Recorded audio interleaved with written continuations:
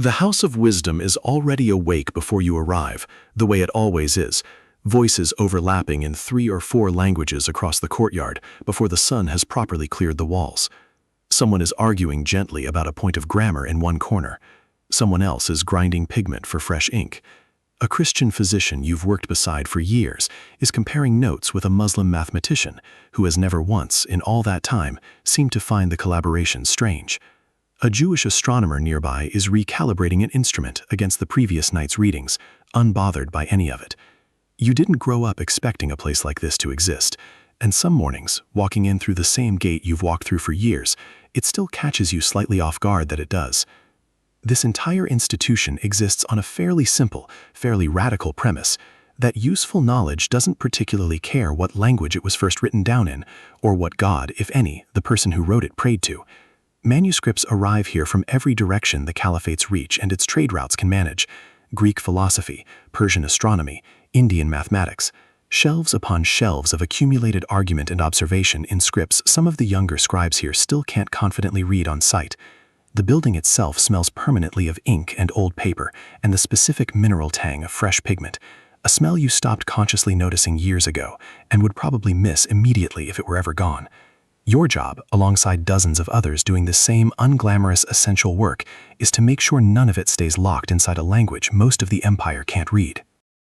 You remember, from your own early years here, sitting beside a patient older translator while he corrected your very first attempt at a technical passage, crossing out a word you'd chosen and replacing it with one you'd never even considered, explaining without any real impatience that the easy translation and the accurate translation are not always the same word. He told you that a translator's whole job was learning to distrust the first choice that felt comfortable, and that the discomfort of checking again was simply the cost of doing this work honestly. You think of him more often than you'd expect, usually on exactly the days when a passage refuses to sit easily. Word reaches the translation hall before midday that a trader recently arrived from Byzantine territory has brought something worth the head scholar's personal attention, and by the time you're called over, the object in question is already laid out carefully on a cloth, treated with the specific gentleness people reserve for things they suspect might not survive careless handling. It's a manuscript, old even by the standards of old manuscripts, its cover long since worn past any decoration it might once have had, water damage bleeding brown across whole sections of the page, edges soft and crumbling in a way that makes everyone gathered around it instinctively lower their voices, the kind of document that looks like it survived something rather than simply aged normally. The trader explains, through the head scholar, that this text has been sitting largely neglected in a private collection for years, its owner uninterested and its condition worsening, and that he suspected, correctly, it might be worth more here than anywhere closer to where he found it. You've heard versions of this story before, more times than you'd like, honestly.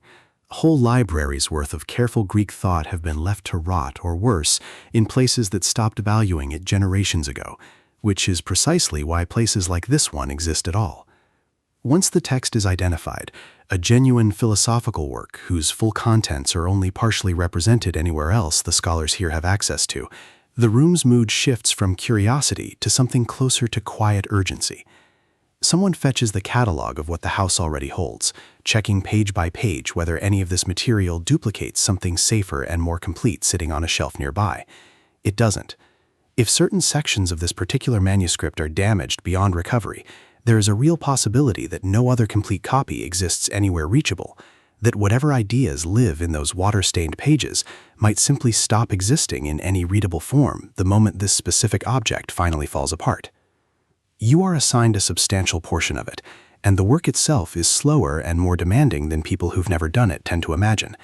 Reading a damaged Greek passage carefully, checking it against an existing Syriac translation someone completed generations ago, weighing word choices that carry real philosophical weight, and only then committing anything to fresh paper in Arabic. You test each candidate word the way a mason might test a stone, turning it over, checking where it actually sits against the sentence around it before deciding it belongs.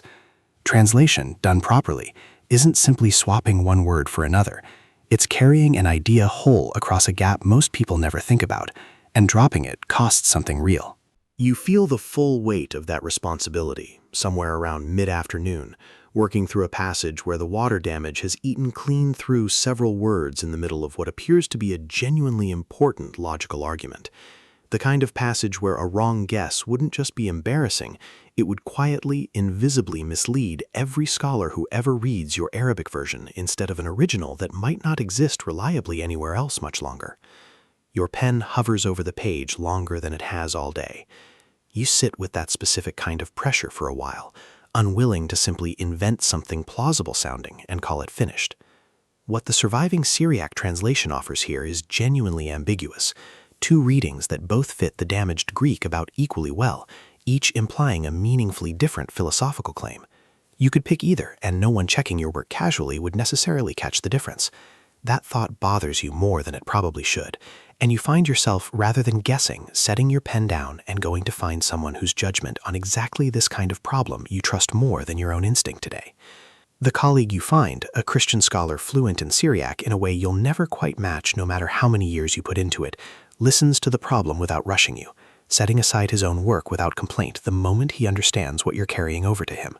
The two of you spend a considerable stretch of the afternoon working through it together, comparing the disputed phrase against other places in the same author's writing, where similar language appears with clearer context, and against a second, partial Syriac manuscript a colleague across the room happens to have open on an unrelated task.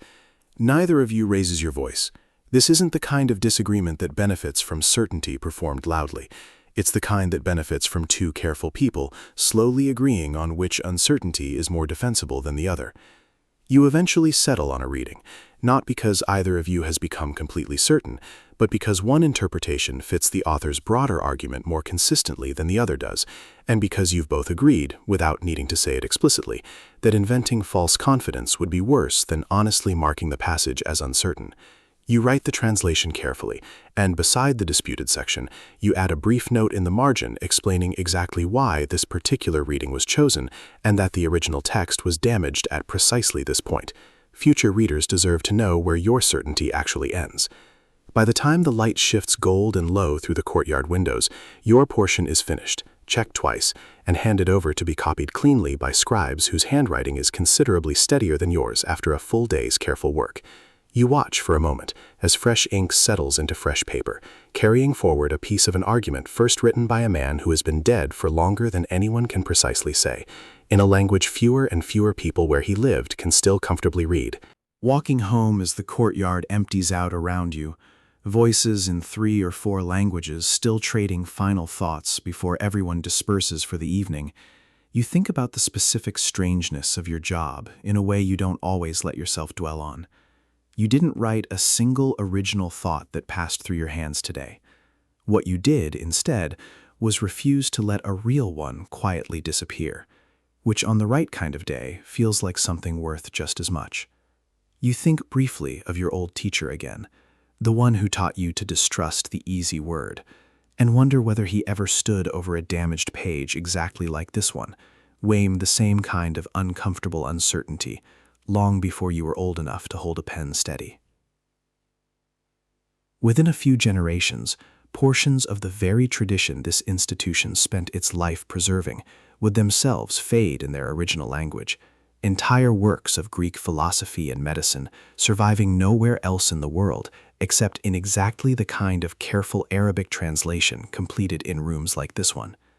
Later scholars piecing together the history of ancient science would eventually discover, in case after case, that when they searched for a lost Greek original, all that remained anywhere on earth was the Arabic version, painstakingly copied and recopied by translators whose names, in most cases, were never recorded at all.